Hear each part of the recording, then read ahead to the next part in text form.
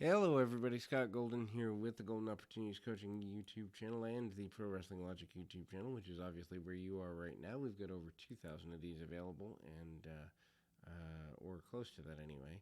Anyway, this is the SmackDown for the 8th of October, 2021. Can't believe this show is on network television. It still frustrates me. SmackDown Women's Championship Triple threat match contract signing opens the show, except they never sign the contract. SmackDown starts with Bianca Belair making an entrance and signing the Crown Jewel contract. No one cares about the Crown Jewel show, but hey, WWE's getting a bunch of money and they're all about greed, so hey, why not? Anyway, they recap Bianca Belair versus Sasha Banks from last week and Belair versus Charlotte Flair from Raw.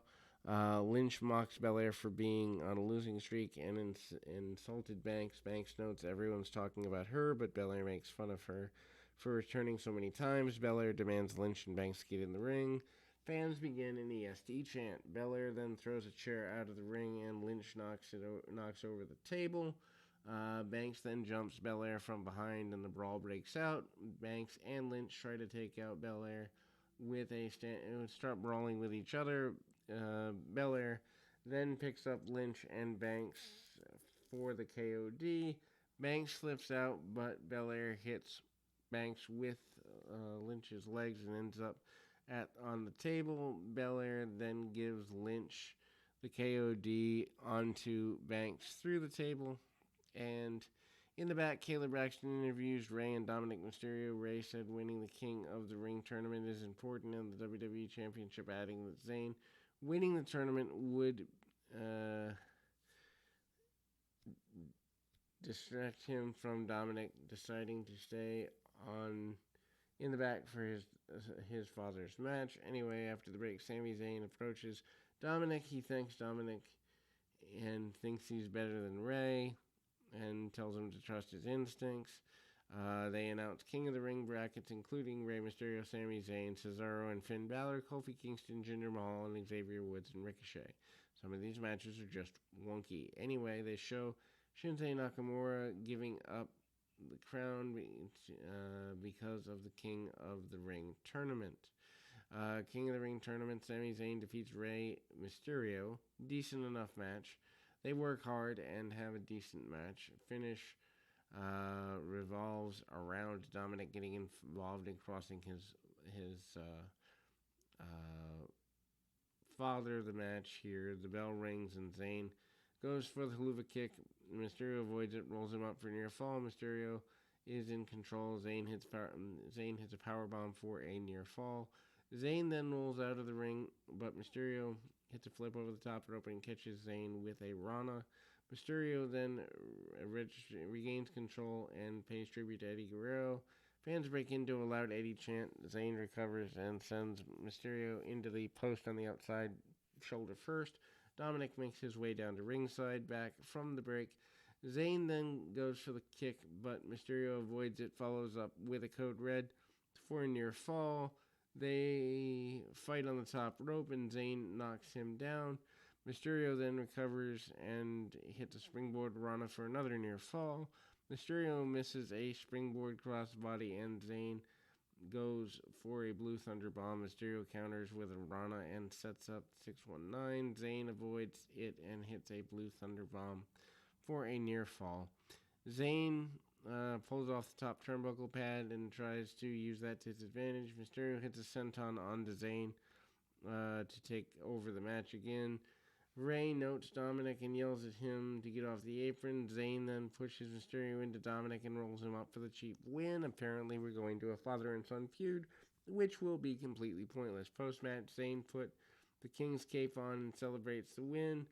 Zayn advances King of the Ring tournament and takes on the winner of Cesaro and Balor. They air a hit row video to promote the upcoming debut of the group. Then they recap Seth Rollins and Edge feud. Kayla Braxton interviews Rollins and asked if he crossed the line by breaking into Edge's house. Last week, Rollins admits that that's what most people would believe. He claimed he'd been a bigger man and challenged Edge to determine who the better man is. Rollins then notes Braxton doesn't have any power, so he doesn't know what he's talking about or why he's talking to her. He'd rather find someone with some power instead. They reveal the rest of the Queen's tournament brackets, including Zelina Vega, Tori Storm, Carmella and Liv Morgan, Doudrop and Natalia, and Dana Brooke and Shayna Baszler. Baszler's the only one in here who matters at all. Zelina Vega defeats Tori Storm 2-13. That Storm experiment worked out really well. Match is fine. Why bother having them get ready for 2 minutes? Colin McCaffrey basically try to put over how wild Storm is. Storm has an early advantage. Vega fights back, hits a Thez press. Vega follows up with a knee and slows down a bit. Storm then fights back with forearms and climbs to the top rope. Vega pulls her off. Storm goes to the backslide. Vega counters with a Code Red for the win. Code Red in back-to-back matches. What amazing agenting there. Vega advances to the semifinals to meet the winner of Carmella and Liv Morgan. 5-star classic upcoming.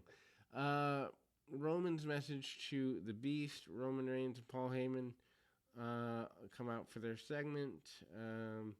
Usos come out with Heyman and Reigns.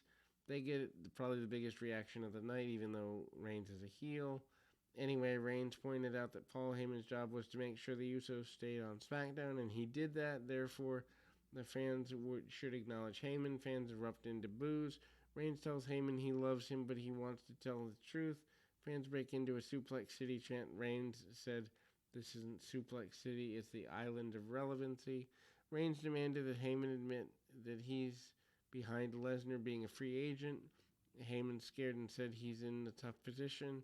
Heyman began talking about his history with Reigns' family. He admits that he's been guilty of a lot of things, but he's not stupid. Heyman then pulls the trigger on the scheme on Reigns now is stupid. He notes that if he were going to pull a scheme, it would be to leak Roman's strategy at Crown Jewel. Heyman then began to promise Reigns is going to beat Lesnar at Crown Jewel. Reigns then takes the mic and tells him to look into the camera and say it's a Lesnar. Fans break into a loud "We want Lesnar" chant, and Heyman tells Lesnar that he had met his match in Roman Reigns. He promised that Reigns would beat him and retain the title at Crown Jewel. He says it's not a prediction but a spoiler. Why they moved Heyman away from Lesnar, I don't really know. I mean, I guess I get it in that Reigns needs it more, but still. Anyway, Edge is showing up tonight. Pierce notes Rollins broke into Edge's home last week. Rollins promised to go into the ring later tonight and challenge Edge. He then gave a picture of Edge and Beth Phoenix to Pierce to give back to Edge. Queen's Crown Tournament, Carmella defeats Liv Morgan in 133. Why have them get dressed? They didn't have a good match. Basically, it revolves around Carmella's mask. Carmella put the mask on to protect her face. Morgan jumps her at the bell. Carmella fights back and locks on the Code of Silence. Morgan grabs the mask, breaks the hold. Morgan then hits a kick for near fall. Carmella gets her foot on the bottom rope. Carmella avoids Oblivion and hangs Morgan on the top rope, and then she hit a super kick for the win. Carmella advances in the tournament to take on Zelina Vega in the semifinals. This is the weakest women's roster they've had in a long while. In the back, Kayla Braxton interviews Mace, who's about to debut in 2 weeks. She notes Mace is separated from tag team partner T-Bar. Mace said he isn't coming to SmackDown to compete. He's coming to annihilate. They air a video promoting Tyson Fury versus Deontay Wilder 3 tomorrow night. I wonder what the sponsor money is there. Happy Talk, not a good segment. Heels tell useless jokes. Happy Corbin and Madcap Moss make their way to the ring to host the segment. Moss then tells a horrible joke. He asked what instrument is found in the bathroom. He says a tube of toothpaste. And then Kevin Owens' music hits. He runs to the ring. Owens gets in a little offense. Heels beat him down. Whole segment is a waste of time. In the back, Naomi bargained and barged into DeVille and Pierce's office. Naomi's furious that she's not in the Queen's Crown tournament and wants to return to Raw. DeVille's not done with Naomi and challenged her to a match next week. Good to see her finally coming back. Hey, an actual match that has good value here. Finn Balor defeats Cesaro 9:46. Cesaro gains the advantage early, hits tilt-a-whirl backbreaker for near fall, and then rocks him with a bunch of uppercuts. Back from the commercial break because we don't know how to set things up. Balor tries to stomp down on Cesaro. Cesaro fights back with a bunch of uppercuts. Balor bounces back out of the corner, hits a sling blade. Balor then ends up on the apron and rocks Cesaro with kicks to the head. He climbs to the top rope, but Cesaro cuts him off with a bunch more uppercuts. Cesaro then follows up with a superplex for a 2 count. Cesaro then immediately locks on the crossface, but Balor counters and continues into a near fall. Cesaro then goes for a giant swing, but Balor revealed that he sent Cesaro to the floor to hit a huge flip dive. Balor follows with a shotgun dropkick and hits the coup de grace for the win. Good match, and he advances to take on Sami Zayn in the semifinals. Becky Lynch is in the back, and she's complaining to Sonya and Adam Pearce about Bianca Belair and Sasha Banks. They made her sign the contract to prove that she is better than Banks and Belair. Rollins is in the show closing segment. It's not a wrestling segment, it's a talking segment. Not a fan of this. Rollins wastes no time to demand that Edge come to the ring, accept his challenge. Fans break into an Edge chant. Rollins then wonders what happened to Edge. Then he remembered Edge in Madison Square Garden. He took him out with a curve stomp. Rollins and Edge remain silent in his way of admitting that Rollins is better than Edge and he has a better life. Rollins notes that Edge is only disappointing himself, his fans, and his family. Edge arrives backstage and makes his way to the ring. Rollins jumps in the ring, grabs a chair. Edge nails him with a spear. Edge tackles Rollins over the announce table and throws him around. They break off a piece of the chair, go for the crossface. Rollins catches Edge's elbow and escapes the ring. Edge grabs the mic and challenges Rollins to a Hell in a Cell match. Rollins is in shock. Fans break into a yes chant to close this.